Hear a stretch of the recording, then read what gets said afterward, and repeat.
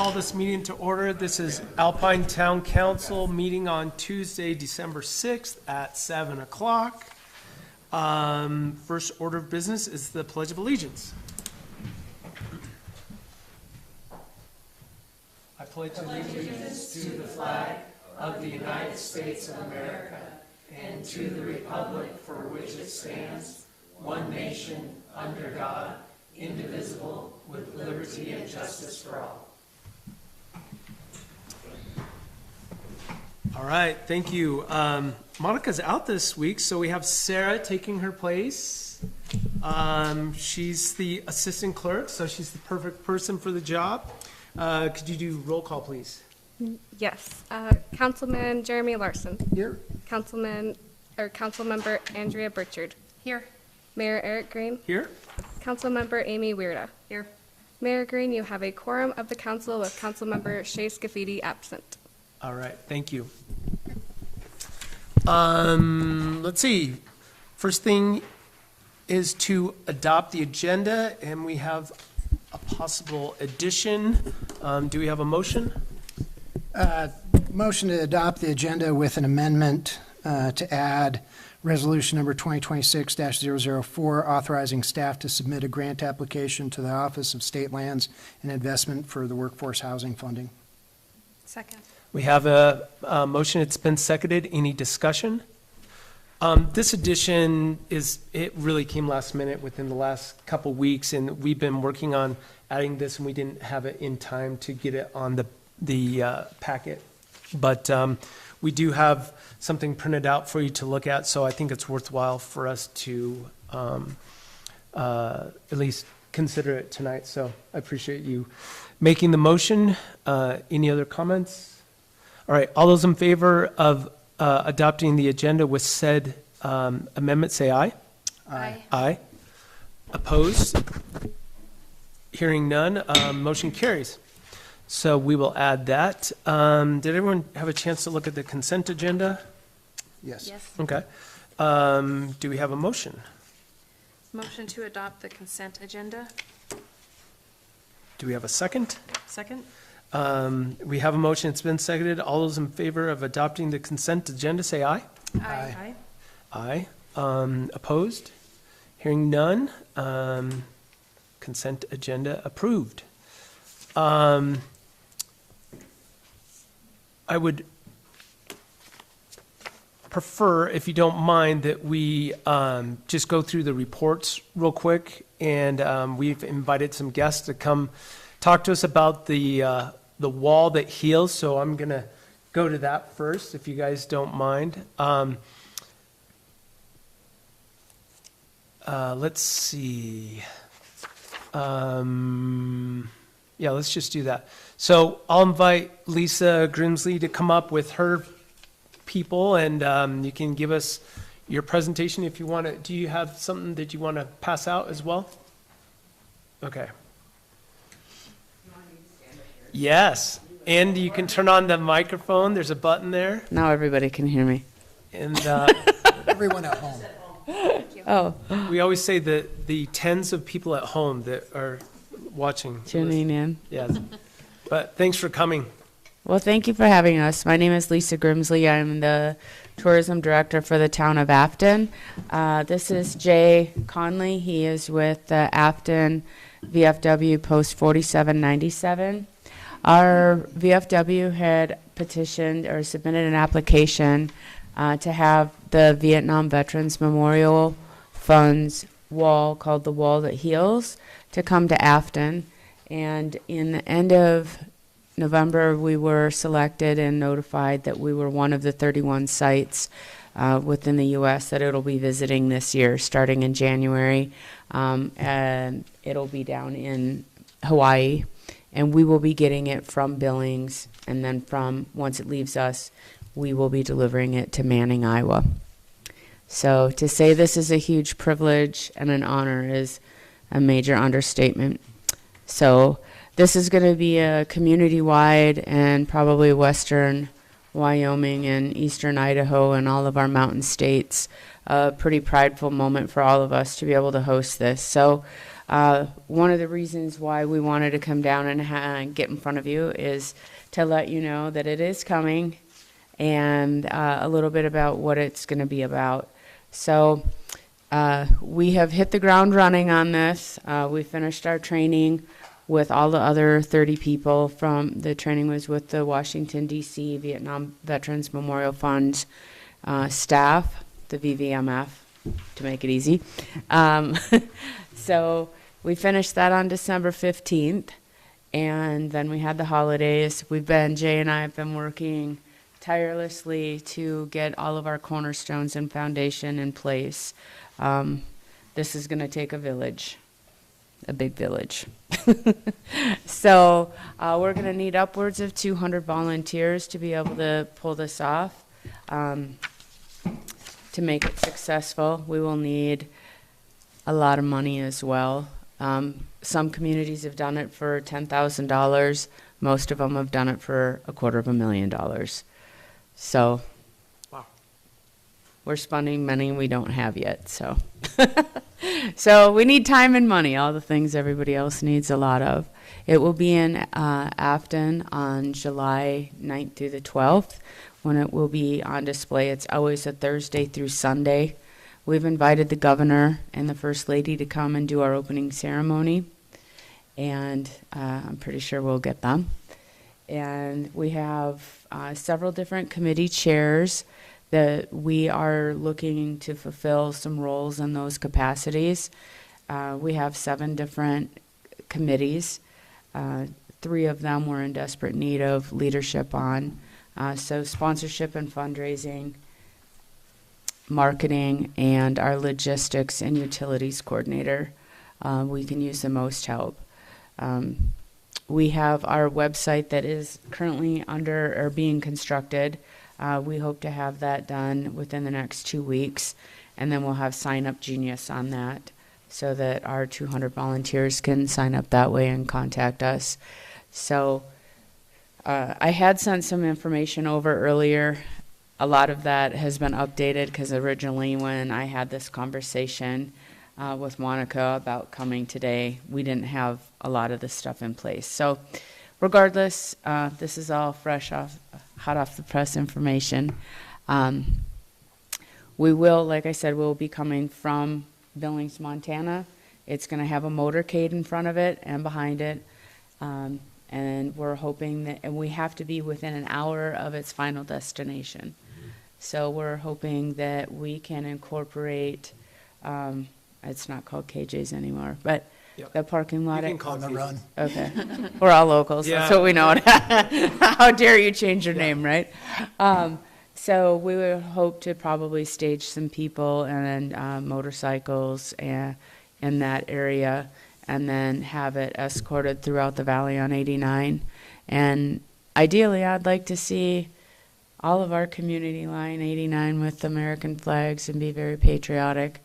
And this is our 250th celebration, so we're lucky enough that we get it this year. It's amazing. And so close to 4th of July. Mm-hmm. Yep. So, so it's a community effort. I mean, we'll be doing this presentation at multiple different communities throughout the valley and within Lincoln County. And we are not excluding anybody. It's a group effort, and it's a prideful moment for all of us. So, and I'm hogging the microphone, so here you go, Jay. Well, I think just to, reiterate one thing that I found, that when we started to put this together, there was a lot of scuttlebutt about where it was going to be, and the long argument that's gone on, I think, in this valley for over a century. So hopefully anybody that will be offended by that, we can learn to process and heal through that. We're not offended. It will be in We're just happy Afton. you're- So yes, it'll either be at KJ's or in Jackson when we set that out, but we want to run that through this whole valley. And as the veteran side of it, I think that, the really big deal is the education of our military, if you will, kind of stops at World War II, right? Through all of our schooling. Vietnam has been kind of blacklisted, if you will, because of the the drama that goes with it, right? But this is one of those things as a combat vet, when I came home from a combat operation, to be welcomed home as a hero, that's a big deal, you know? Where these guys and gals, when they came home, they were afraid to even wear their uniform on the street. So this is one of those things I think that they call it the wall that heals for a reason. This gives us an opportunity to give not just our veterans that are in this community a proper welcome home, right? But their family members as well get to witness that too. And I think that's a great big deal as well. I'm going to choke up a little bit. Sorry about that. But so as the veteran in this process, I think that it's very important that this is a generational thing. I was thinking about that on the drive down here from Afton, that I think the closest it's been in the last 10 years is Layton, Utah. I think that it hasn't been to Wyoming in a generation. And now we're 3 generations now removed from the Vietnam War, and the education is stifled. And this is just a great opportunity, not just for the veterans and their family members, but the community as well. I met with the school district down in Afton this morning, and they're super excited about getting the kids involved and doing some school tours and things like that. So we actually have a committee chair that is going to lead education, that's going to spearhead that, get with the teachers. We're hoping that in the process of the spring curriculum, we can get some of the teachers in civics or history or whatever they call the classes anymore. I'm too old to remember what they are, but to just kind of maybe lean into it for a week, you know, kind of lean into patriotism. And that's the whole idea of this, that, you know, I think that we live in a pretty special place. I think that our valley is filled with patriots. And I think that it's just a great opportunity to give the children another chance too to learn more about patriotism. So I think that's just what I wanted to add, was that what Lisa was talking about. We want to be all inclusive, and we want everybody to be participating, no matter where the venue is. So. Well, yeah, thanks for bringing it to us. We want to participate. I was telling Lisa and Eric before you came in that we're, for 4th of July, a generous donation was made, and we're buying a even bigger American flag than what Thane and Afton has. Nice. And our goal is to hang it above the highway. We've already got the permits and everything, so we're going to have, instead of on the side of the highway with one crane that holds it, 2 cranes, so everybody's going to drive underneath it. So it's an incredible photo opportunity when it's coming through, which is going to be really cool. So, but let's just talk about funding in general. And I know you guys know this, but I want to make sure everyone at home knows that Alpine travel and tourism, this is the sort of thing that, you know, we want to look at. So I encourage you to put in an application for sure. And but what are your other resources that you're looking for funding from? I mean, county, state? Okay. Yes. We've reached out to the I'm going to screw this up. So the Veterans Commission, we have reached out to them for additional funding, and our Afton Tourism Board has given us our initial money. The Top of the Rockies did a match with the bingo, so I made our first deposit today of $483. Nice. So yeah, we're rich like that. So we're not leaving any stones unturned. People will be able to donate money through our website as well, and we have our bank account that is on that paperwork as well. So if there is leftover money, it will be going to restore and rejuvenate our our Veterans Memorial that is by our Welcome Center in town, and that's going to cost a minimum of between $70,000 and $80,000. So it will stay within the veterans community. Any extra money that possibly will be left over. I do want to say that this is open 24 hours a day, and it's free of charge, and it's open to anybody. So we are going to have a Light the Night.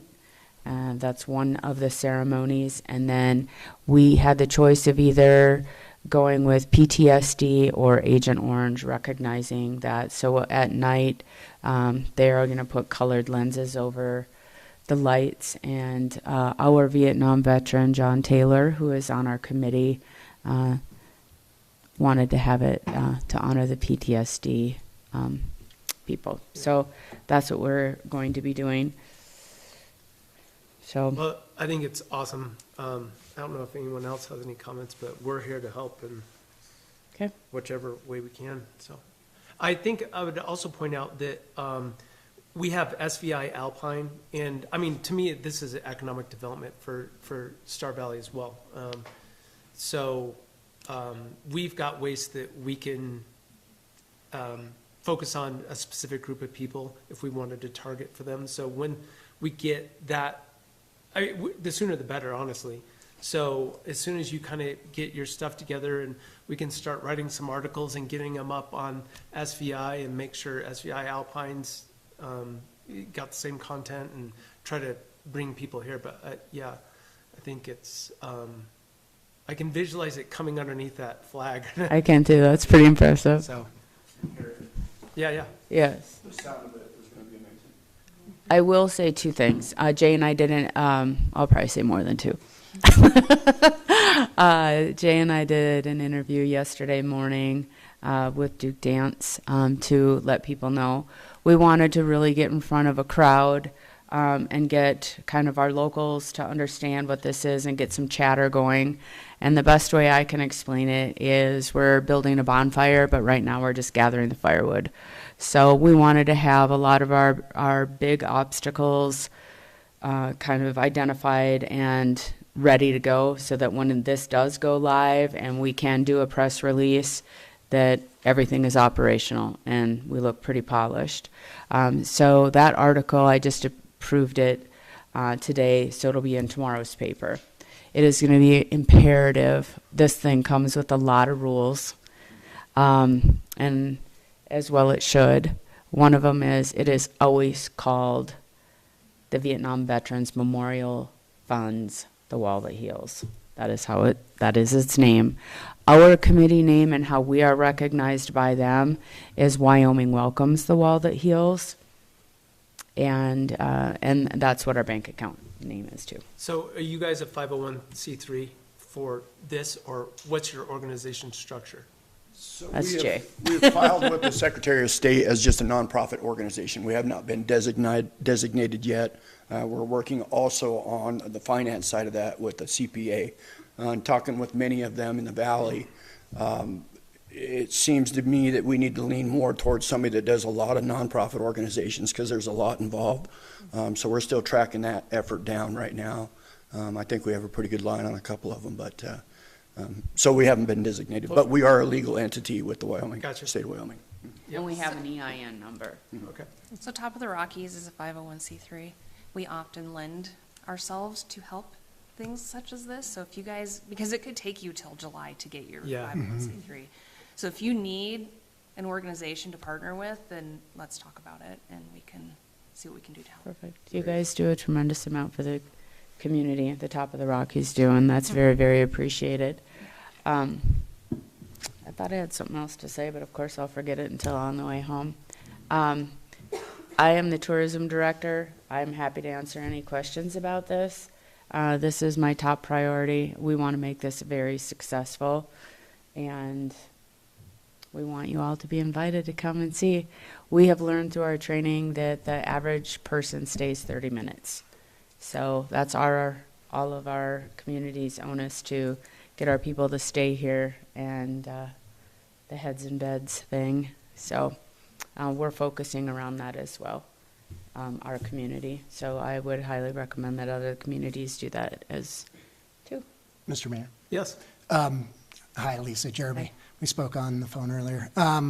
Yeah, just kind of on that logistics, have you been in contact with any of our lodges, our RV, motels, hotels to block out? Because anytime I hear of a big event like this in the summertime, that's, unfortunately, this is not your fault, but kind of starting late, we're already crazy busy through the summer. So I always tell everybody immediately get in touch with, if you need to block out rooms, and it kind of sounds like the whole valley may get that traffic, especially where I wouldn't be surprised, I don't know, I mean, Sturgis I know is a little bit later, but Coming on the heels of 4th of July. It's gonna be yeah, I nuts mean, around here in June. yeah, I would highly recommend to see if you can block off some rooms for that weekend, and direct folks who want to come see it to contact, say, hey, we're here for this event, just so we can kind of manage. And I would recommend this for Thane, for Afton, for anybody throughout the whole valley. And then also piggybacking, it'll be a lot easier to partner with one of the already 501c3 nonprofits through the valley. And they can earmark, say, if someone says, hey, this is a donation for this, and then work it out with, be it Top of the Rockies or others. I don't know if because this is a regional, I don't want to call it attraction, but regional poll. Are you working with anybody in Jackson? One nonprofit I just went to a month ago, it's called Talon's Reach. It's started by a Marine that, Special Forces Marine, and to rehabilitate PTSD and whatnot, more from Iraq and Afghanistan, but I was pretty impressed with their nonprofit organization. I know they're a 501c3, and they're based out of Jackson.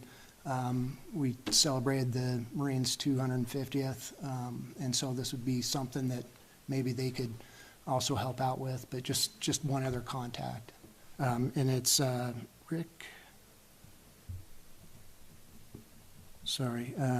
Nick Jones.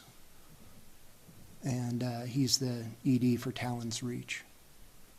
I would assume that we'll be meeting with Joe Rice as well. Okay, Joe's, I assume they know each other. they know each other extremely well. Joe helped Nick out Yeah, Joe's a great from resource from in start this to aspect. finish to get Talon's Reach going. Yeah, we actually have it's not a set in date time yet, but we do have an opportunity for a sit down with Joe. We want to have as many people involved in that as possible. Excellent. Yeah. And we have reached out. The second that crosses from Montana into Wyoming, we have an escort captain, and every single community is going to be well aware that this is coming through their community. Do you know the route? Does it go into Idaho, or does it come from Billings, like through the national park and down?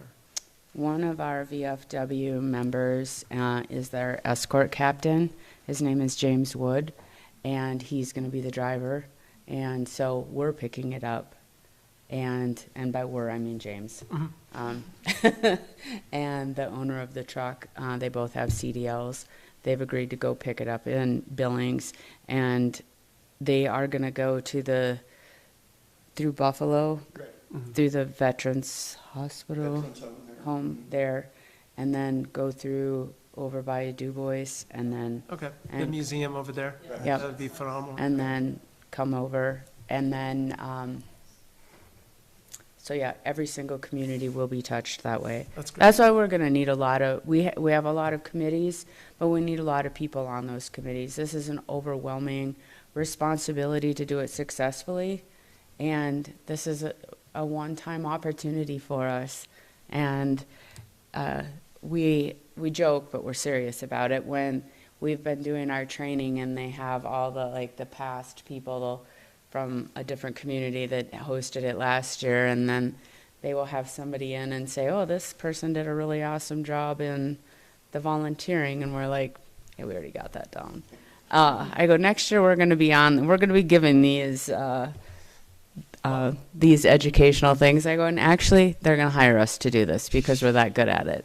So we have a really good group of people, but it takes an army, and we will not turn down a volunteer. So we will have jobs for anybody that wants to do that, but or that wants to participate in any capacity. So. Keep in mind, you'll have all the snowbirds back in May or whatever, and I'm sure you'll have lots of people willing to participate then. And to answer your other question, Jeremy, yes, I have blocked out a lot of rooms. I think my credit card is pretty full They're probably questioning my integrity. Hopefully you're getting miles. I'm getting some miles, that's for sure. So at any time, if you have any kind of, if you field any questions and you don't feel like we've answered them adequately, we are happy to answer them. Both Jay and I have our phone numbers in that information. And as we get more information and get everything kind of nailed down, I will pass that on. The two things that we are waiting for right now, super critical, is the location. This comes with a lot of rules, and one of them is the location. And right now we're hoping for the middle school in Afton. So that's our best option. So we will know on that, I hope, later this week. Jay's been working on that. And then we have to get our insurance nailed down. But other than that, we're ready to go. And so as soon as we have that, it'll all get populated in anything that we put out. So our press release does say a to be determined on the location. So we have a plan A, B, and C. We're hoping A is going to work out. So I would say send this to Sarah, if you have, make sure you get her information, and then we'll just add it to our packet. So if anybody watches this and wants to look it up, it'll be on our packet. And I don't know if anyone has any other comments, but we have Dan Dockstetter here, and I would say this is a huge opportunity for you to maybe have some sort of representation at the legislature that's coming up in the near future, and maybe some bill could be passed or whatever highlighting this. And I don't know what type of support you're getting from the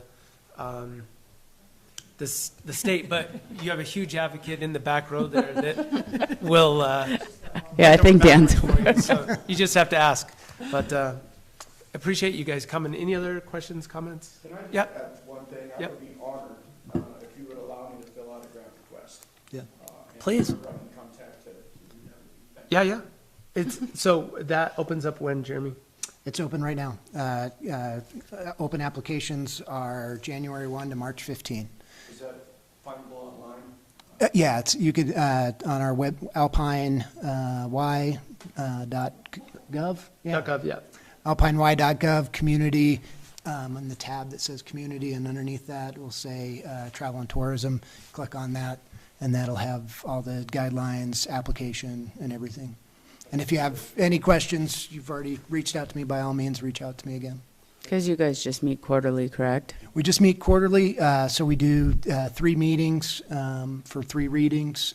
Generally, depending on the application, most are approved after 2 readings, but if we need to go for 3, then we go for 3. But yeah, we should know something by May. Okay. You know, Best case because we're on scenario, that we know. fiscal year, and you'd be applying for this coming fiscal year starting July 1. If you have a good enough application, they'll pass it on first reading, and then you'll. So. Oh, we will.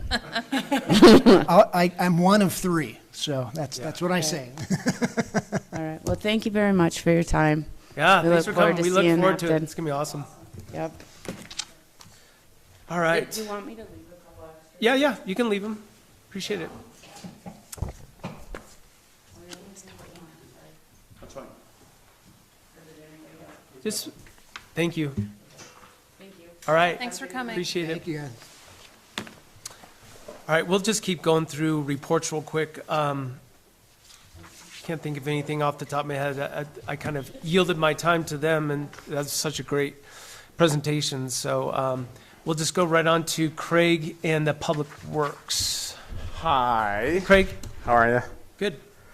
So it's quick report. November, I wasn't here. I was in Casper getting the money for the level 3. So that has been approved. Super exciting for the mega well tie-in.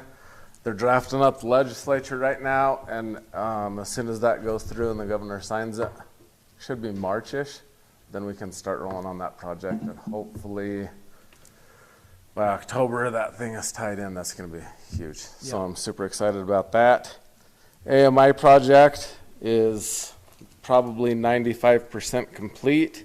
We are down to 20 meters that still need to be changed out.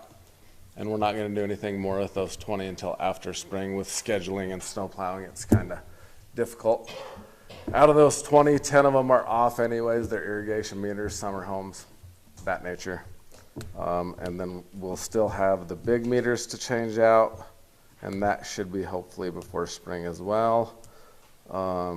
We applied, with the help of Midwest Assistance Program, 2 grants, one for a backup generator for the Civic Center and one for a bigger generator for the main well house to run the entire building.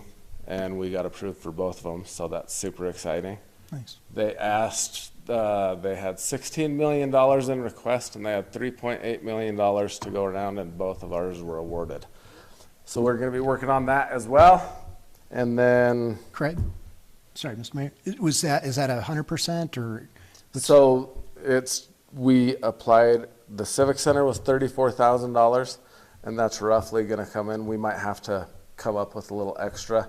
And the one at the well house, we're going to have to come up with some extra. That one's $89,000 that they're giving us. So is it a grant that's a set amount or? It's a set amount. Gotcha. Yep, it's Okay. a set amount. But it doesn't have like a required match. It's just like, Gotcha. Yep. we're going to be able to specify the generator that we want for each location. Perfect. Right. And if we go above and beyond, then we'll have to come out of pocket with that or find other funding. Yep. But there's used, from what Craig's told me, there's used generators for like the well house or whatever that we can probably make that work. Nice. But seeing as though the one we have now is, yeah, not great, right? Yeah, it's super undersized, and it Yeah. only runs one well. So, Yeah. and that in the summertime don't work. Doesn't work. Yep. Other than that, that's all I got for today. Mr. Mayor? Yeah. Also to piggyback on the radio reads, yeah, for those at home, for the tens of people at home, I was contacted by the town of Alpine to let me know that I was using anywhere from 4 to 6 gallons 24/7, even at 3 a.m. in the morning, which probably means I have a leak, which I did some checking, and sure enough, I did. So thank you. You're welcome. Radio read meters. Yep. And I know that there are more people in the town with similar situations. So I'll be curious to see, once all those situations get Resolved. fixed and resolved, what our water table will be looking at come summer. And once people start figuring out, oh man, I'm really watering my lawn a lot. Yeah, it's going to be huge. We've found roughly about 40 people with leaks so far. So One of which was me. You thought it was me, but it's 1 gallon an hour pretty consistently. And it was amazing that they found it. Like, I just got flagged this, but we figured out it was probably the ice maker that we have. I was like, we're using 1 gallon an hour for ice. Like, we need to stop that. So, yeah, we turn it off now for, a few days. And, yeah, it's great. And we also have a water softener, so that was why it was running at night. So, yeah, it's great that we'll start to find all these things. What's the update on the new meter for the wells?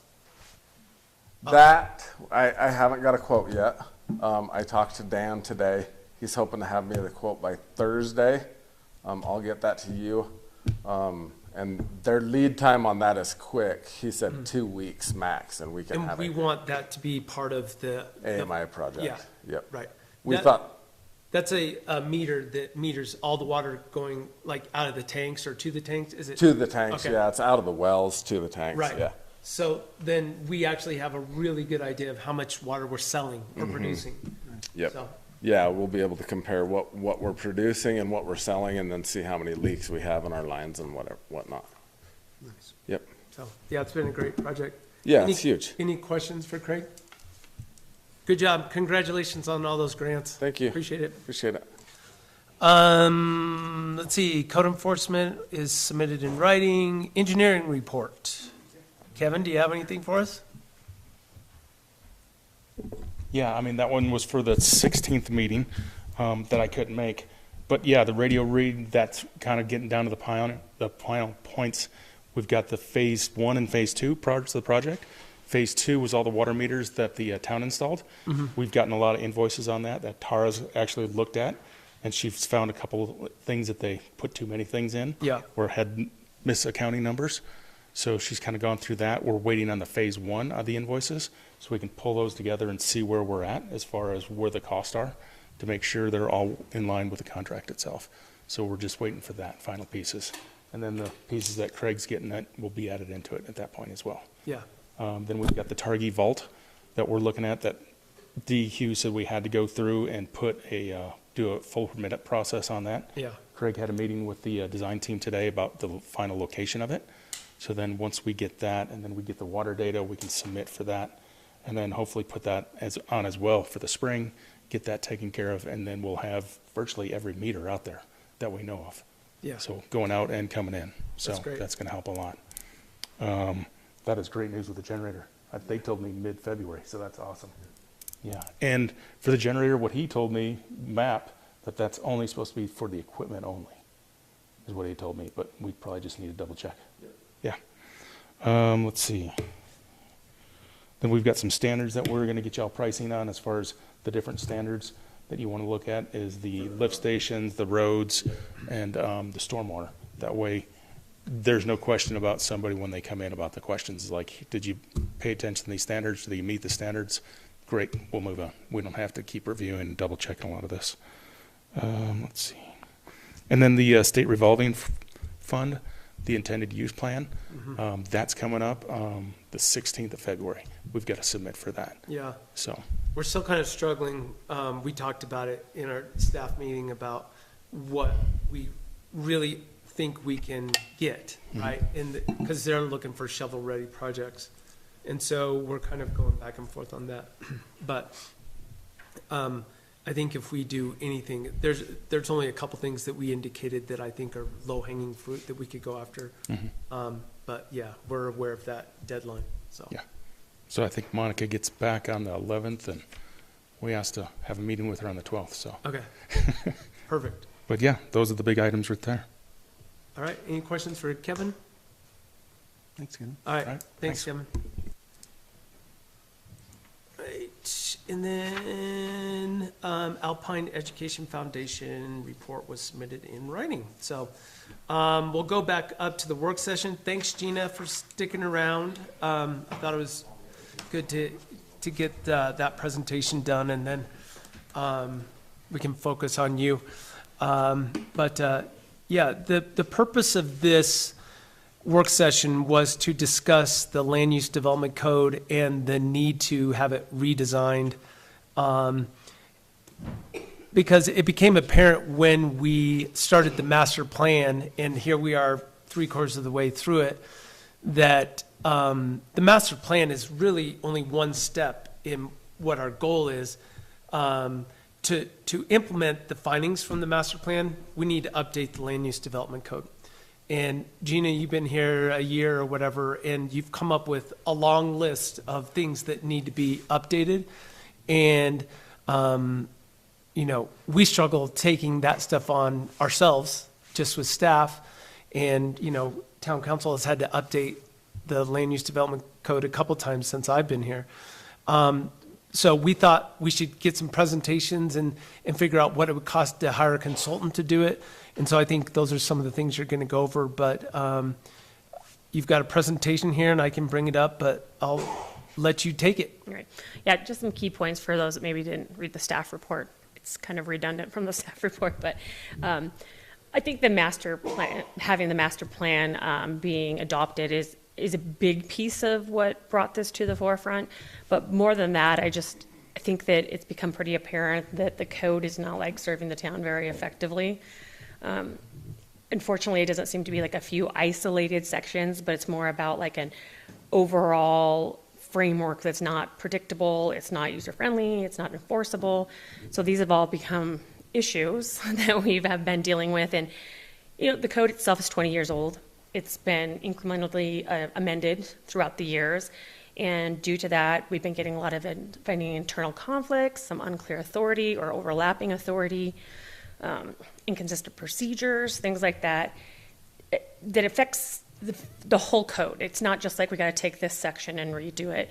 And because of that, it puts us at an increased risk of inconsistency in our interpretation, and we be faced with legal appeals, and it just makes a huge burden on the staff internally to even process one application. Becomes this overwhelming administrative task.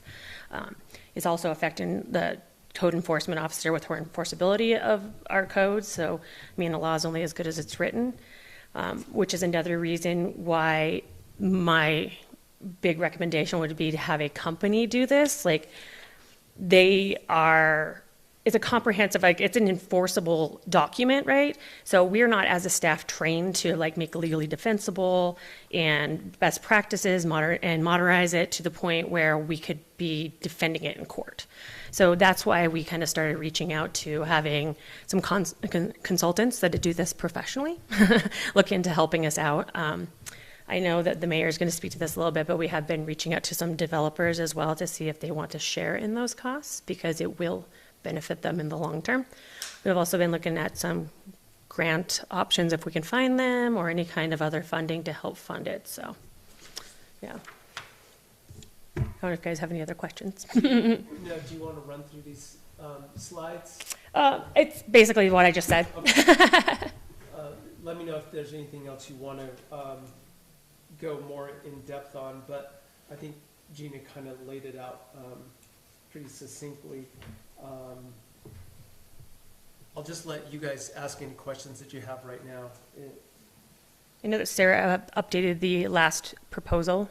Initially, when the packet went out, there was only 2 of the proposals, but I think she sent out the other one, so if you guys should have had that to review. Yeah, so we have, we put out an RFP and we heard back from 3 companies. One is out of Jackson, and there would be basically a firm of 2 people that would focus on this pretty much for like the next year. And then we received 2 other proposals from 2 different companies that this is all they do. They're like big national firms. To me, one of them is kind of rises to the top a little bit, because they have, and they will help us implement a digital code. And I want to make sure that, Gina, you understand the advantages, or you can tell these guys what the advantages are of how that helps us.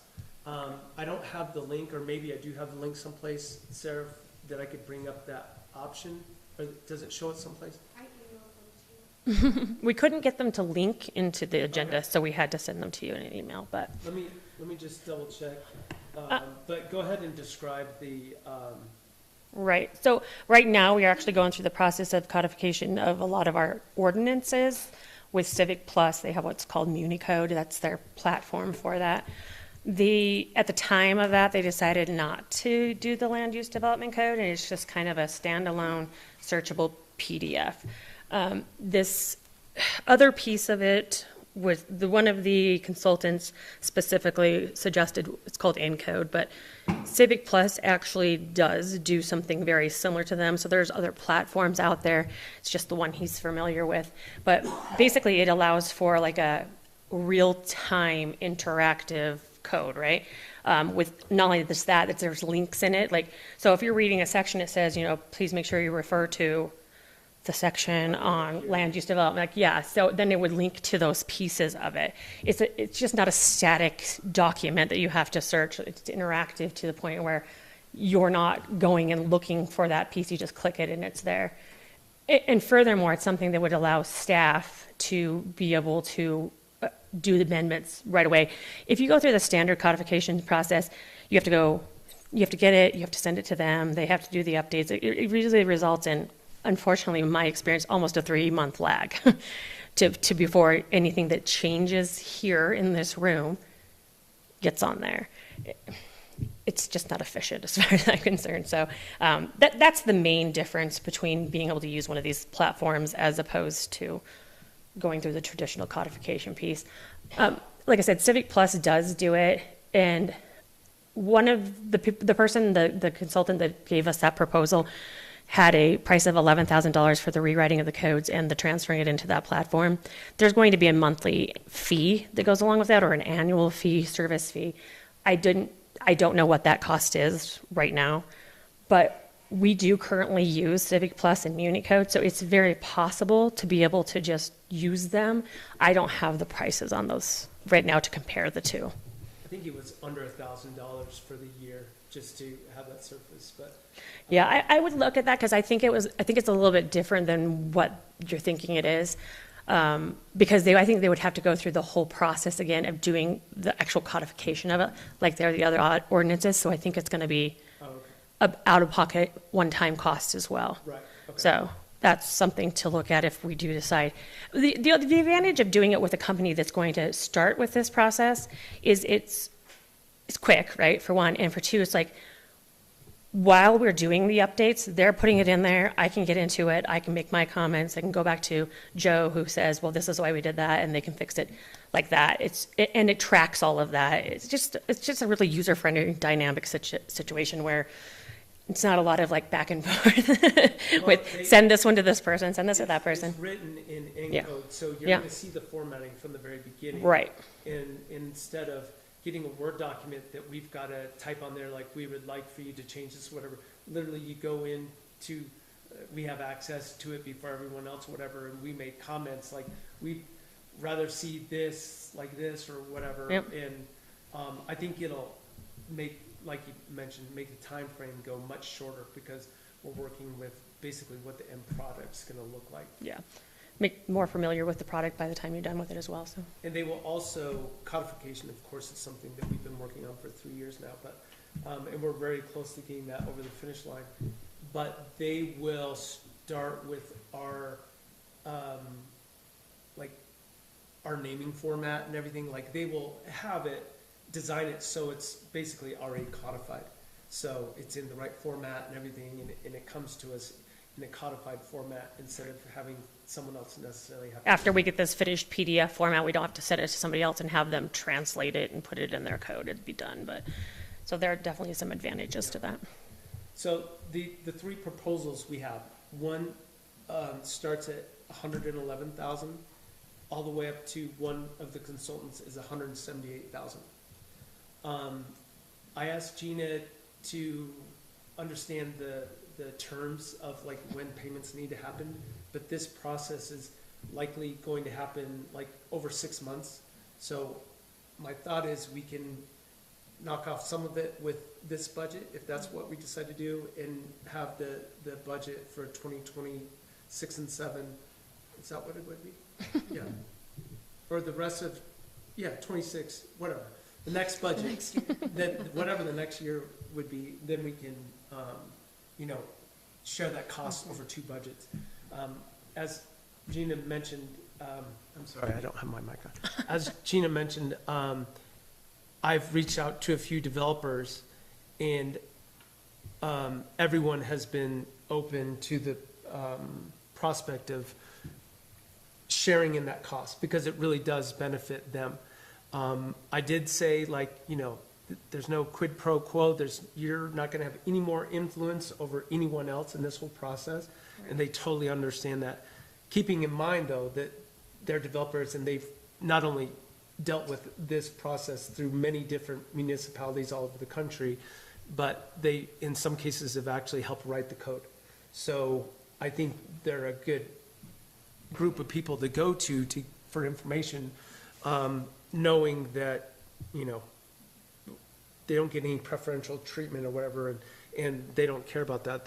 They're happy that we're doing it, because it is literally gonna help them. Oh, yeah, I'm sure they can completely see the advantages. Yeah. Yeah, I think there's definitely some frustration with developers out there, and when we try to administer this process, I think they see the problems as well. DJ, I've spoke with DJ, and he's on board. He thinks it's 100% good idea. Who's our building official? Our building official, for those that don't know. No, I think this is a really great next step. It makes complete sense, just figuring out how to pay for it is. Yeah, I mean, the new master plan if it doesn't have these changes and updates to the LUDC, it's just another document, as far as I'm concerned. It was a really expensive notebook. So you got to take it to the next level, so. Any questions for Gina while we've got her? All right, I think you put everything together very, very well. well, thank you. Ms. Weirda, do you have any questions? She's thinking. I'm thinking about it. Okay, I'll go back. Well, I'm not sure how to phrase my questions. Okay. Oh, So the idea is we'd hire a contractor, go through the code, and you've already started this process. Here's where language is vague, here's where two policies completely conflict with each other. So they're gonna compile the list of suggested alterations to come. Tell them about the one proposal that we got, that he came and already looked at our code. I don't know if he put it in chat, GPT or what, but he gave us a list of things that, Like 6 pages long.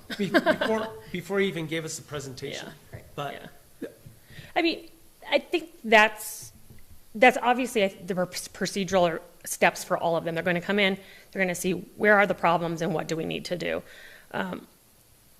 As I think it's pretty obvious, it needs to be a complete redesign, which is why I'm calling it a redesign. This is not just a piecemeal, let's fix these sections. We just got to start over, redesign it, reformat it, re-architecture the whole thing, so it makes sense.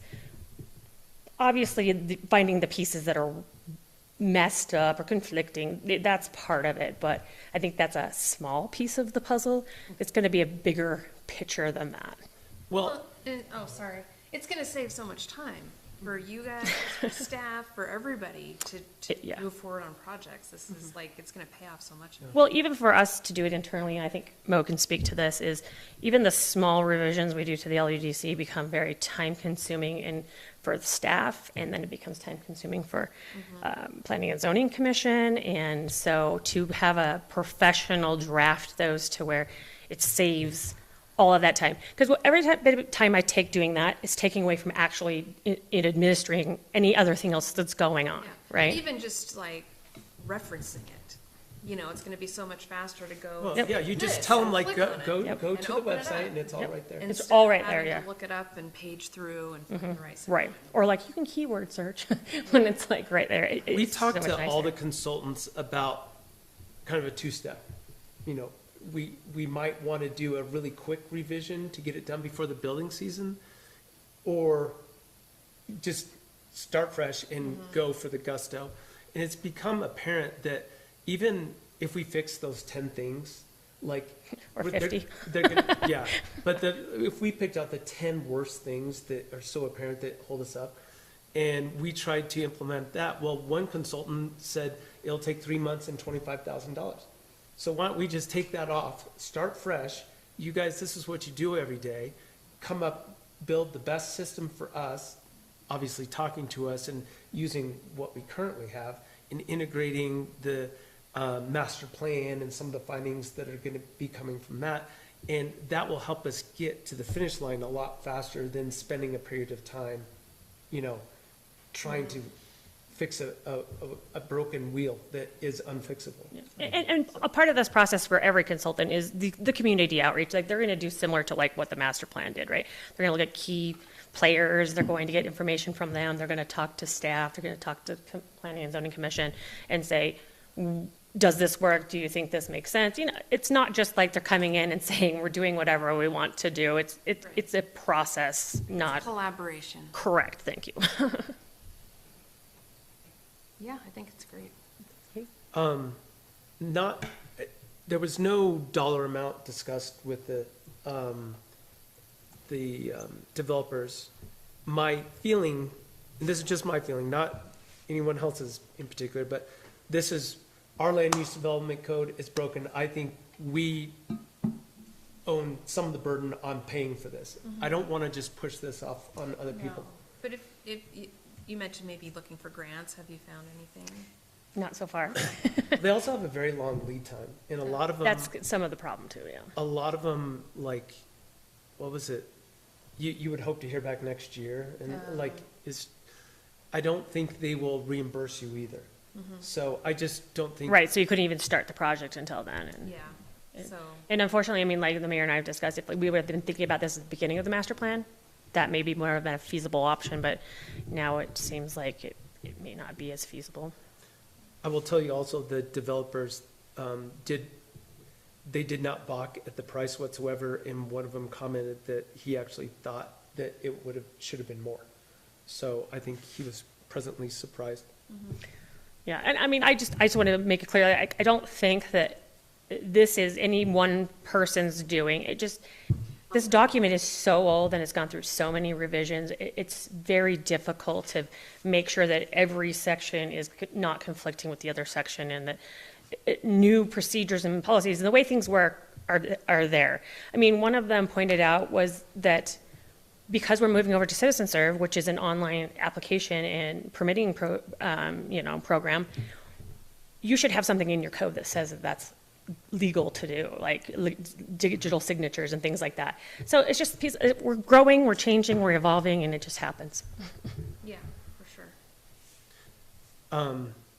Okay, so any other questions for Gina? Thanks, Gina, for all your work. Yep. I wanted to just open it up real quick to just discussion, overall thoughts. I kind of get the feeling, but concerns that you may have. I mean, cost is really the I think only that's concern. the main one, yeah, Yeah. just figuring out how, because I do think it needs to be done, I do think it will be a huge help to everybody, but we've just got to figure out how to reasonably pay for it. Yeah, And I like your suggestion of bringing in the developers and having them contribute, yeah. inviting them to contribute. What is your ideal timeline to What I move would, through this process? what I'd love to do is bring forward a resolution at our next meeting, and based on a staff recommendation, select one of the consultants and essentially move forward. You know,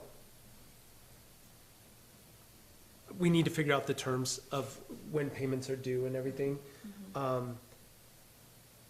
In light of the fact that we've only plowed maybe 4 times already this year. Oh, yeah, we may have. Oh, man, now you just jinxed us. No, I mean, that's what we needed to get the snow coming, but, since it's rained and says snow, I don't know I about just our, felt the shift of an atmospheric river coming our way. so, since I just jinxed this, but, I think we're doing okay on our snow removal budget for this year.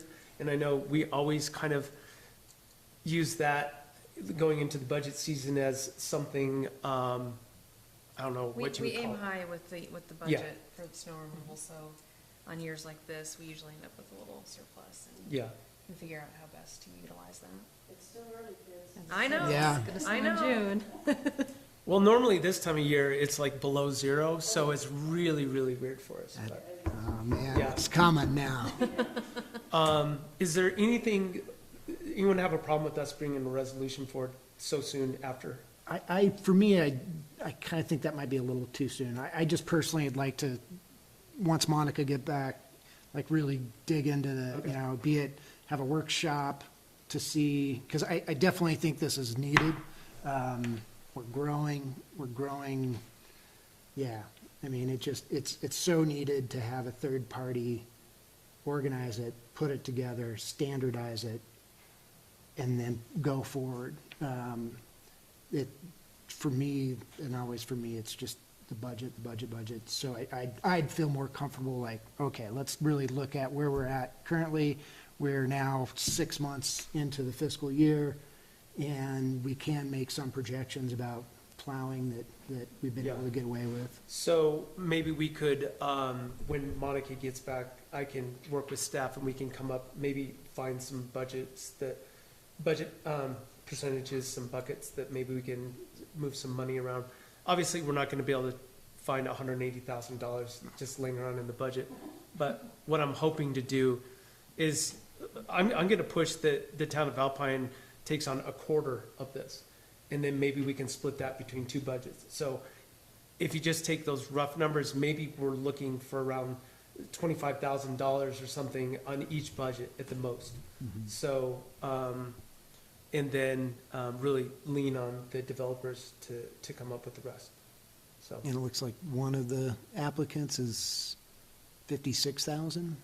no, I think, so they're in the range of 111 to Yeah. 178. That was the cheapest, was 111. Oh, okay.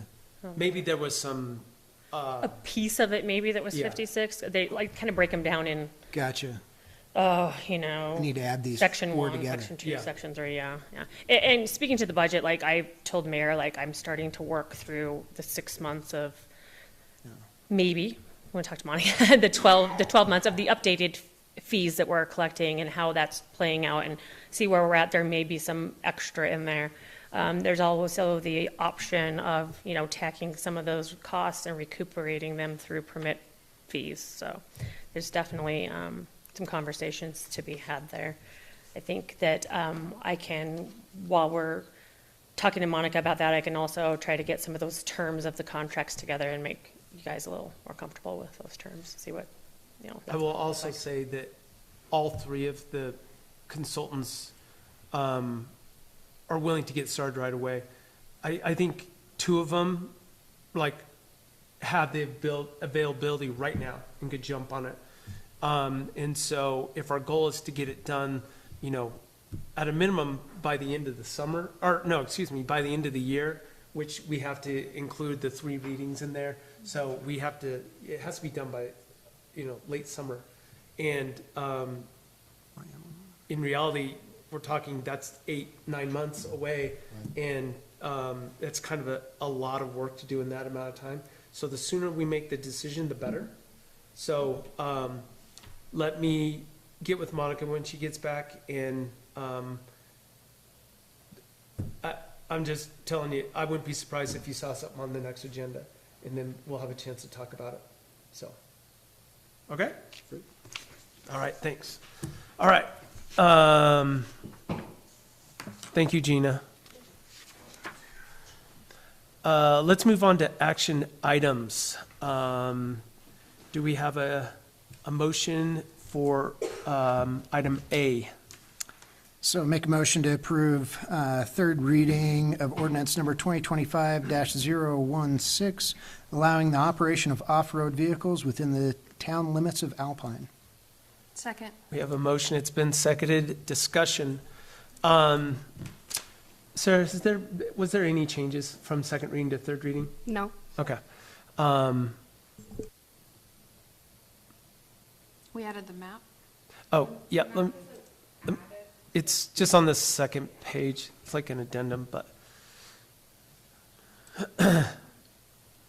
So, for all the people at home that want to see it, it's on it's in the packet. But essentially, it starts on Short Street, comes south to tie in with Trail Drive, and then hook up with Grays River Road, and to the trailhead from there. So, Mr. Mayor. yes. And I'd just like to preface for the folks at home and those looking at this, this map is specific to this action item for our future funding to Wyoming trails. Once we have snow, it is the desire, I believe, of the town to create a pathway that runs all the way from McCoy Creek to the Grays, benches. We will do the most we can with what we have. Yep. But this is the official, this is just more specific to Wyoming trails. Yep. And also, this was required by Wyoming Trails as the route through town. Correct. So eventually we'll have a much bigger map that shows all the trails that are established, but for right now, this is the only one. But any other comments, questions? All right. Hearing none, we will go to a vote. It should be pretty easy to hear how everyone votes on this one, but all those in favor of ordinance number 2025-016 on third reading, say aye. Aye. Aye. Aye. Aye. Opposed? Hearing none, ordinance passed on third reading. All right.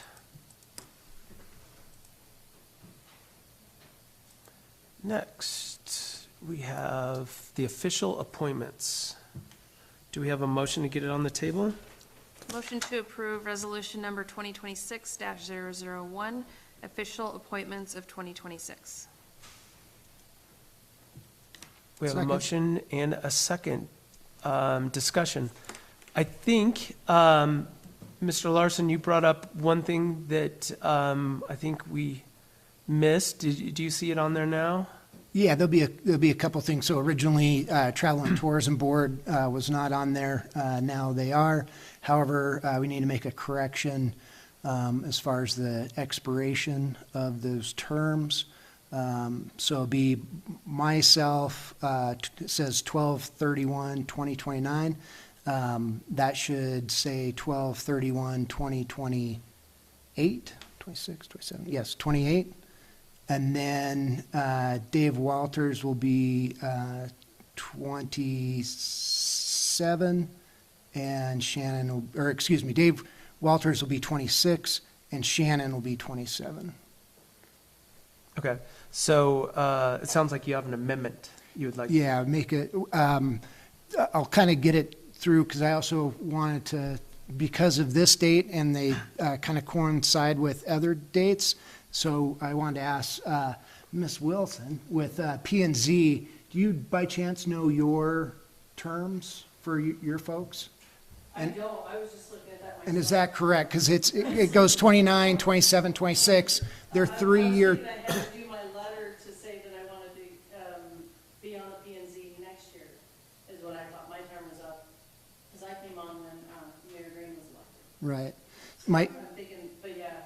yeah, my guess is it'll be, maybe yours is 28, and then it's 27, 26, is this?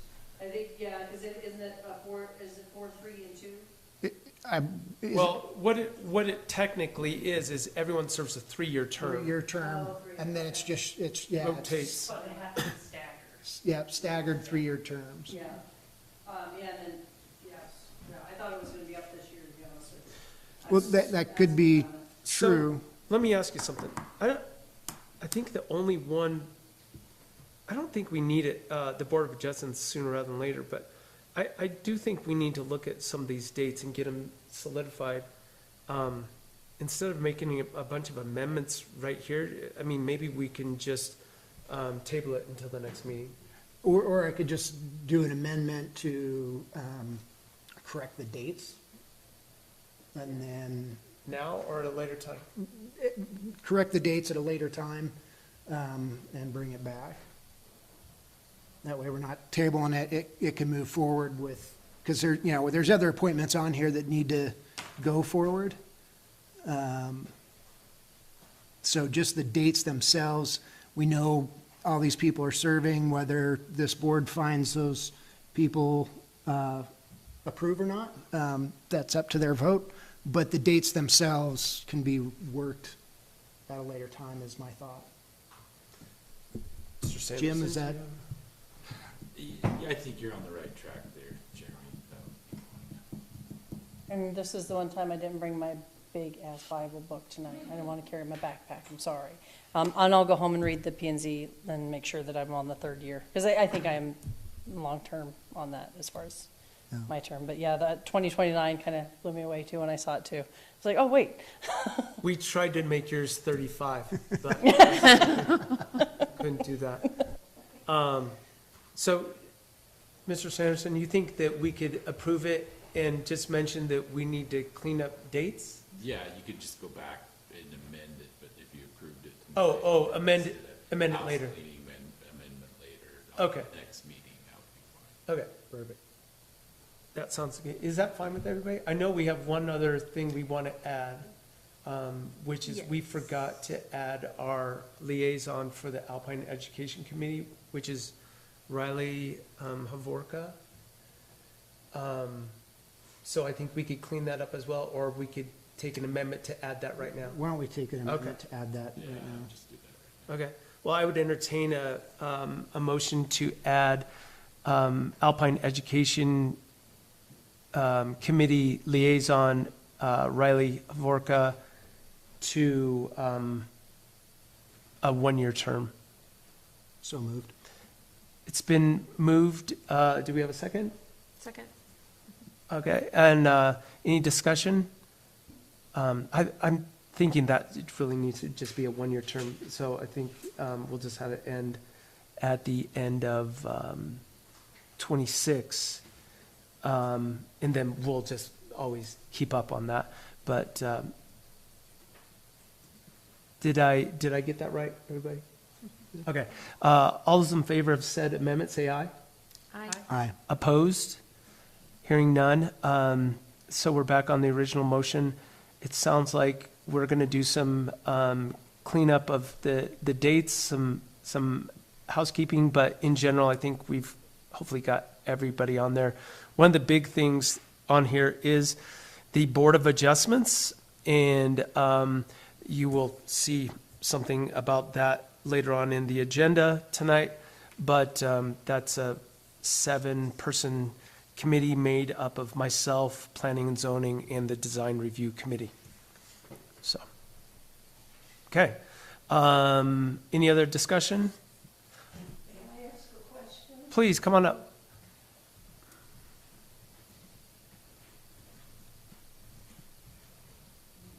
Patricia McQuaid, citizen of Alpine. Happy New Year to everybody. Yeah. Happy New Year. On the appointments, I see that there's an appointment for Mayor Pro Tem, and I'm wondering about the rationale for appointing Councilperson Wordle, considering the fact that the other 3 members of the council not only have more seniority, but they also were voted for by the citizens of Alpine. It's a great point. I will tell you that since day one, my intention was to give, almost make it rotating, so everyone got a chance to be mayor pro tem. I've spoken to Ms. Weirda, and I think she was a little shocked when she showed up on here, but I told her really what mayor pro tem is and what the duties are, and just for the tens of people at home that are wondering, basically the mayor pro tem sits in and runs meetings if the mayor is absent or unavailable. That's pretty much it. I can't remember, like, I don't know how many meetings I've actually missed, but you guys have been gracious enough to run a couple meetings for me when I was either traveling or on vacation or wherever, and so called in. But pretty much that's it. I'll let you respond to it if you have any comment to her question. No. Well, I do, I see your point that. well, you know, I'm I just was- curious, so the previous year, So the first year I was mayor, Emily was mayor pro tem, and then it moved to Mr. Larson, and then it moved to Ms. Burchard. So, okay, so we had Councilperson Scafidi. yep. And I So chose it Ms. seems to me Weirda. Was she asked to be and she declined? Actually, I don't feel comfortable disclosing that, but Mayor Pro Tem, my selection for the term, for this up-and-coming term is Amy Weirda. So we'll vote on it here and see if town council. Well, I am going to say that I think it's disrespectful to the voting public of Alpine who voted for someone, and that you're appointing someone who you appointed to the council. I don't think that is appropriate. Well, we appreciate your comments. All right. Any other comments? All right. All those in favor of resolution number 2026-01, a resolution designating the official appointments, assignments, and agencies of the town of Alpine, Wyoming for the calendar year 2026, say aye. Aye. Aye. Opposed? Hearing none, resolution carries. So we'll move on to the next one, which is resolution number 2026-02. Make a motion to approve resolution number 2026-002, adopting written procedures for the evaluation of requests for proposals for grant-funded capital projects. Second. We have a motion, it's been seconded. Discussion. Sarah, can you give us a little background on this? Yes. Because this is a kind of a Monica thing that came up recently, so Yeah, we so don't know much about it. the hard copy in front of you guys was edited by Jim. There's just a few minor revisions from the original document in the packet. And this came about when we were, during the Safe Streets for All RFP process, and we were advised that we need a written policy describing how technical evaluations are conducted. So we came up with this to be in compliant with the grant, the Safe Streets for All. So it's almost like being compliant through state and federal regulations, I'm sure, for receiving these grants? Yes. Okay. And the changes you made are in red Yes, on they're in this hard red. copy?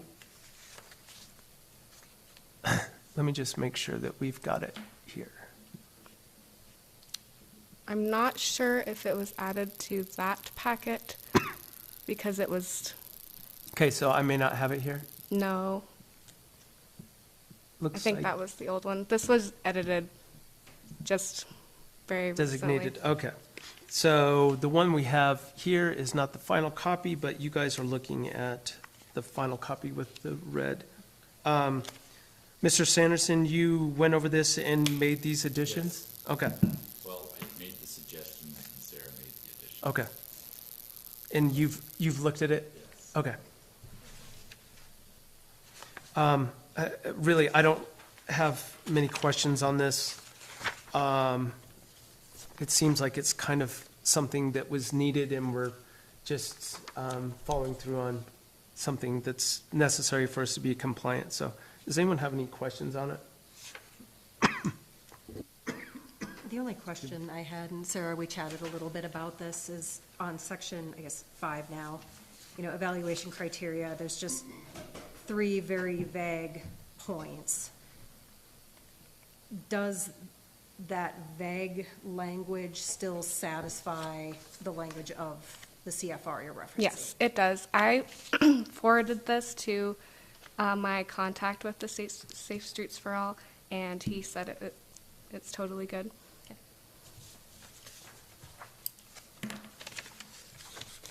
This is just a resolution, correct?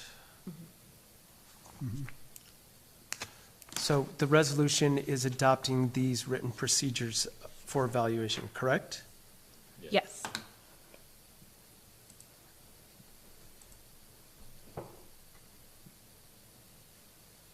Does it specifically say that? Written procedures for evaluation, okay, that looks like it's covered there in section 1 on the resolution. Okay, any other questions, comments, concerns? All right, all those in favor of resolution number 2026-02, a resolution adopting written procedures for evaluation of requests for proposals for grant-funded capital projects, say aye. Aye. Opposed? Hearing none, resolution carries.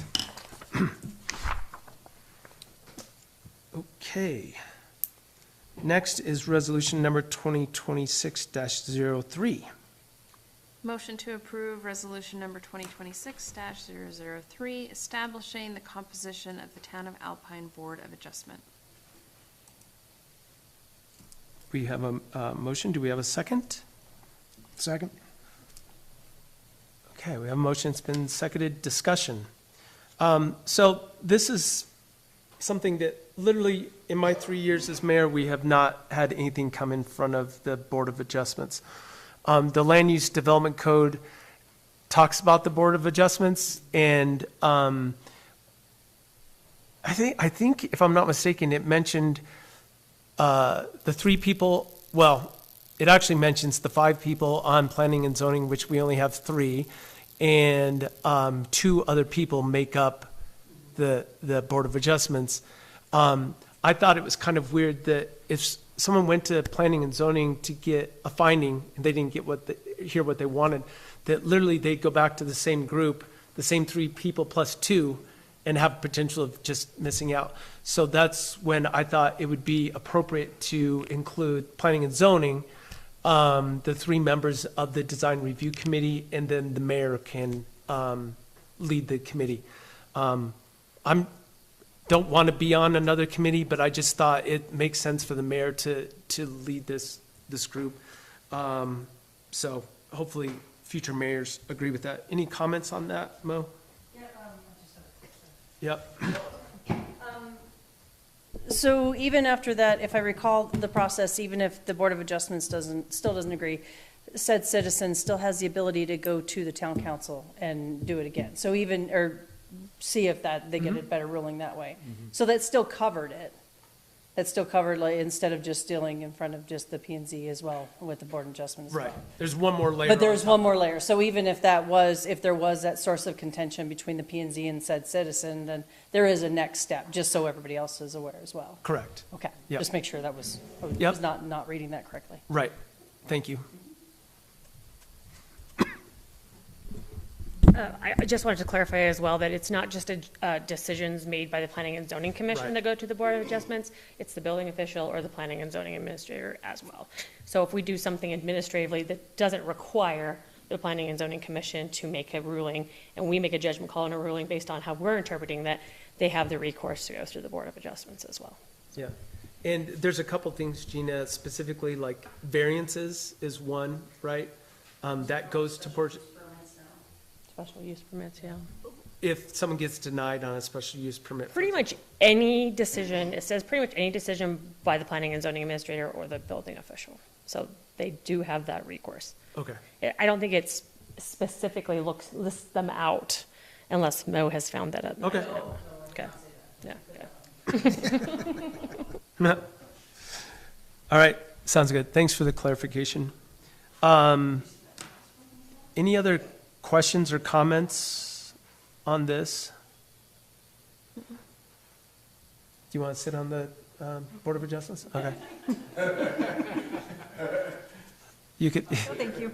You can head the committee if you want. Actually, let's change that. If it helps, I've only seen one Board of Adjustments meeting in my tenure. Yeah. It's happening at all. It's like, what happens if we do? And then we have to be behind the 8 ball. Yeah. No, but there is potential of something coming up. So that's the reason why we wanted to do this. But, all right, all those in favor of resolution number 2026-03, a resolution establishing the composition of the Town of Alpine Board of Adjustment, say aye. Aye. Aye. Abstain. Opposed? Hearing none, resolution carries. Now, moving on to the contract increase for Alpine pretreatment program development with JVA. Do we have a motion? Motion to approve the requested contract increase for the Alpine Pretreatment Program Development Project with JVA, Inc. by increasing the not-to-exceed amount by $5,200 for a revised project total not-to-exceed amount of $18,900, and authorize the mayor to execute any necessary amendment or documentation consistent with this action. Second. We have a motion. It's been seconded. Discussion. I was hoping, Kevin, you could come up and give us kind of the lowdown on why this is necessary. Sure. So originally, what it started out as is JVA is a wastewater consultant, and this was the setup for any industrial use coming into the pretreatment plant. So it's not just Melvin; it could be anybody that wants to come in to the town of Alpine, and they need to tie into the plant itself. So this was an industrial user permit. That way, we could kind of set up what you can bring in and what you're bringing in. At that point, there's different costs for it, and then there's levels that'll allow it in.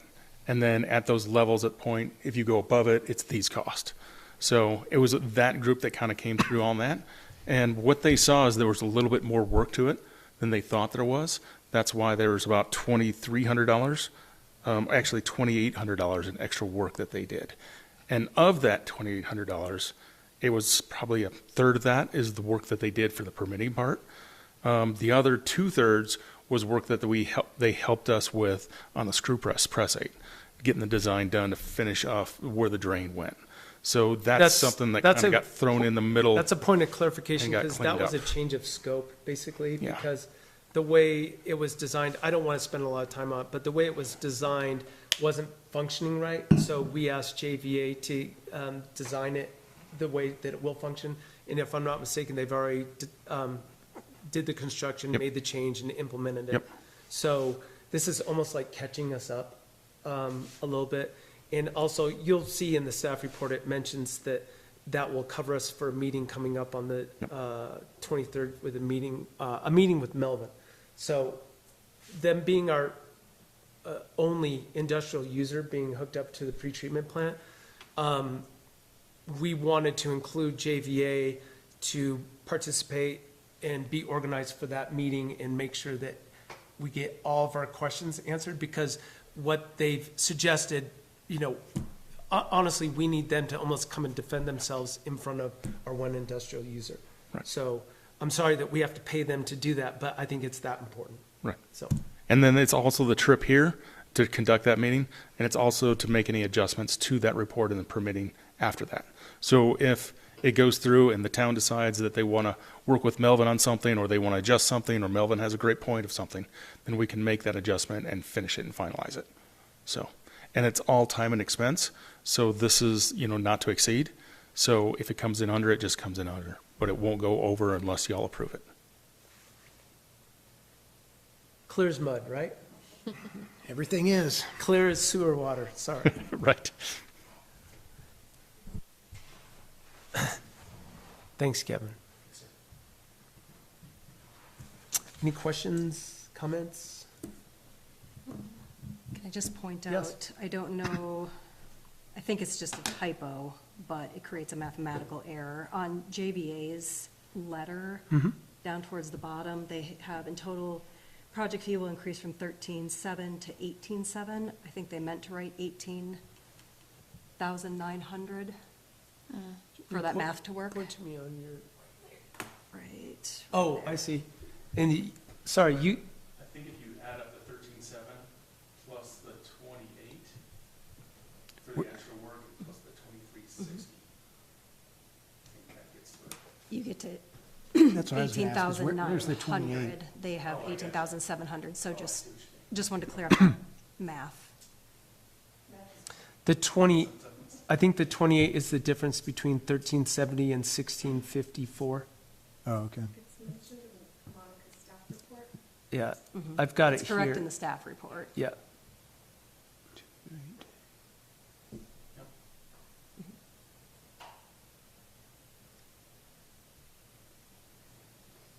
Okay, any questions?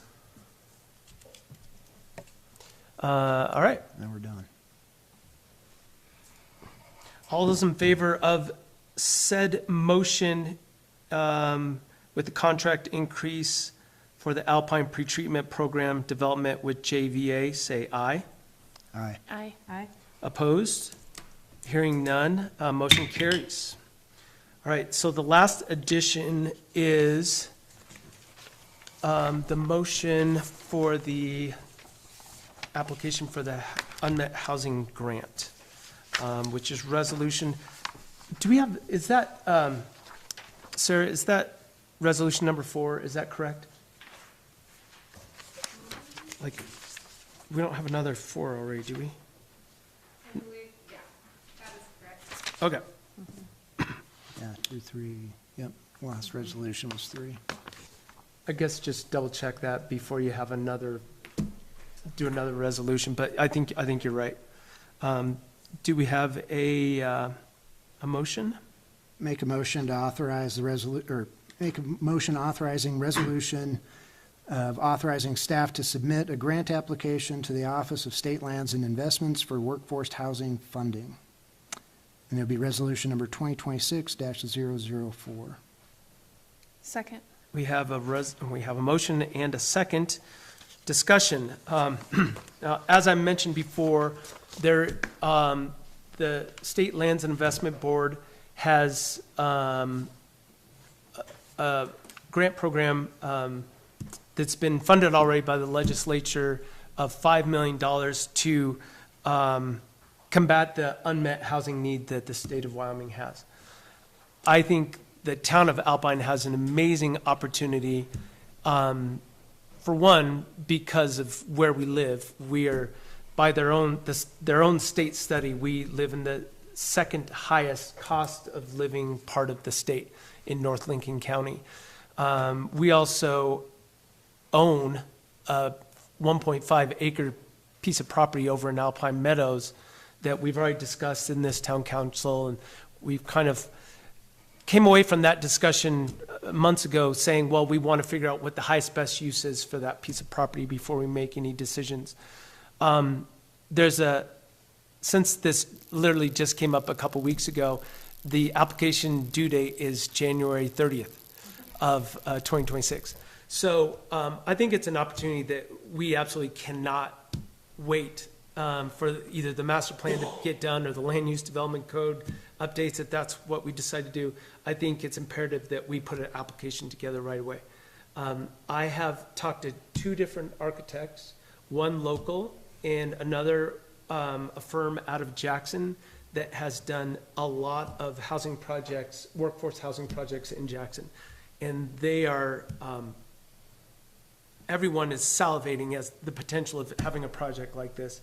And the prospect of getting the state to help fund this would be amazing. The purpose of this housing, it all kind of came around from the previous administration that we wanted to work on finding a house for a local deputy.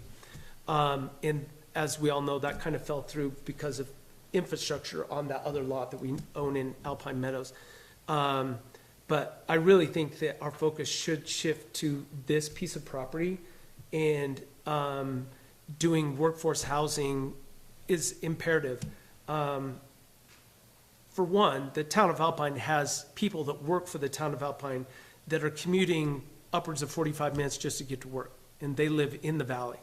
So I think there's a huge opportunity to have employees in the town of Alpine live there, but also sheriff's deputies, teachers, people that work for the county, even people that work in Teton County, doctors, nurses, whomever.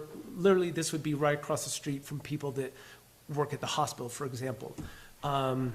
So I don't know what the possibility is on the getting the grant, but I think it's an opportunity that we cannot miss at this point. So I'll open it up to any questions or comments. Hopefully I can lend some clarification if there is any. Anytime there's a grant, we need to jump on it. Grants are what pay for small town living. Yep. Do we apply for a specific dollar amount? I think what we will have to do is apply for either a specific dollar amount or a range. What I'm hoping, working with the different architects, especially in Jackson, they're not used to working on 1.5 acres, like for these affordable houses. They're used to working on like a half-acre plot to try to put as much density on there. So they're kind of salivating, like, what are the prospects that we could do there? My thought is, and I'm not an architect, I just work in the cabinet business, but maybe some almost like pods that we could say, like, each one of these pods, maybe there's 4 units in it, and you have a couple 3-bedroom, 2-bath units, and maybe a couple studio apartments or something like that to give you a wide range. And we say one of those would cost X amount of dollars. And on our piece of property, we could have 3 of those, for example. And then it's pretty easy to come up with some numbers. After talking to both architects, discussing, like, the highest use is to have row house, like just townhouses. I don't think Alpine wants it. I don't think the neighborhood wants it, but that would be the highest use. But the highest best use might be something that is more in line with, like, give people a little bit of elbow room. Maybe there's 3 units like I was describing. My intention is with this, that the town of Alpine would own it and basically decide we could deed restrict one to always be for a police, either it's a deputy or eventually we may have our own, police department or something. So we could deed restrict those, but obviously figure out what the process is for people to apply for it. But I would think, focus on people that need to we'd rather live closer to the town of Alpine and give them this benefit of a discount rate on their rent and things of that nature. I think it's an amazing opportunity. Do you know, is there is this those that are awarded, do they generally do 80/20, 50/50, 100%? And then of that, do they do in-kind, meaning where we already own the property? So we can say, look, our 1.5 acres evaluates out to $1 million. That is essentially our in-kind, and then we can use the. That's exactly right. I talked to the representative from the State Lands and Investment today, and she agreed that, like, that's part of our application, and there's specifically a place in the application, essentially what you're bringing to the table. So, I don't know other places in the state necessarily that maybe have this value of land that they can bring forward. So even if we were lucky enough, for example, just to throw out a round number, to get $1 million, that puts, like, the project, we're bringing $1 million, the state's bringing $1 million, and then we maybe have to go and get some additional funding, whether it's a mortgage or whatever, but, we've got 2/3 of it funded, and it makes our application to get a mortgage, if that's what we decide to do, really, it looks very good. So, Nice. and the application would be done by staff, but the architects would help us with all that stuff. And the architects I spoke to today would be more than willing to do essentially a rough draft of what they would suggest, and like how many units, how much square footage it is, and then they could also kind of assign a building cost for that. So to answer your question, that's a long way to get there, but I think we will have some really rough numbers to add to the application. But it's difficult to say we're going to go and apply for $2 million or whatever. So we should apply for as much as we possibly can. I think it's unlikely the state's going to say, Alpine, you get $5 million. It'd be awesome, but, we'll try to do the best we can. Yeah, did you have something to add? Governments can't get mortgages. Okay. What can we do? We'll have to come up with a way to finance it, but you can't have a mortgage. We're not allowed to borrow money according to the Constitution of the state of Wyoming. Okay. Unless the only way you can borrow money is by going out and getting a bond, and you have to have an election to do that and do it that way. Oh, that sounds real simple. So how have we gotten loans in the past for infrastructure and things like that? What we Through the have state, done basically. is, well, the state's different. The one loan that the $3 million one is, in my opinion, and the opinion of other legal minds, was illegal. But the court didn't seem to care about that. But we'll need to figure out a way to go around that, or to properly finance it. Okay. Yet to be determined. Yeah, sorry about that. Yeah. What a Debbie Downer. Maybe there's other ways through the state legislature that maybe if we had anybody in the room that had any great ideas, we'd have to lean on them. You would have to get a constitutional amendment. Senator Docksener can do that with a wave of his pen, I'm sure. But anyways, we'll do the best we can with our application. Yeah. That's all this is essentially allowing staff to put together an application. No, it's a great idea. We can give you an update at the next meeting where we stand. And if there's any more information we need to put out there, we'll do it at the next meeting. Okay. Sound good? Okay. All those in favor of resolution number 2025-04, a resolution authorizing staff to submit a grant application to the Office of State Lands and Investments for workforce housing funding, say aye. Aye. Aye. Opposed? Hearing none, resolution carries. That's it. Public comment? Seeing none, do we have a motion to adjourn? Motion to adjourn. And do we have a second? Second? We have a motion, it's been seconded. All those in favor? Aye. Aye. That's it. Thank you. Thanks, Dan. See you.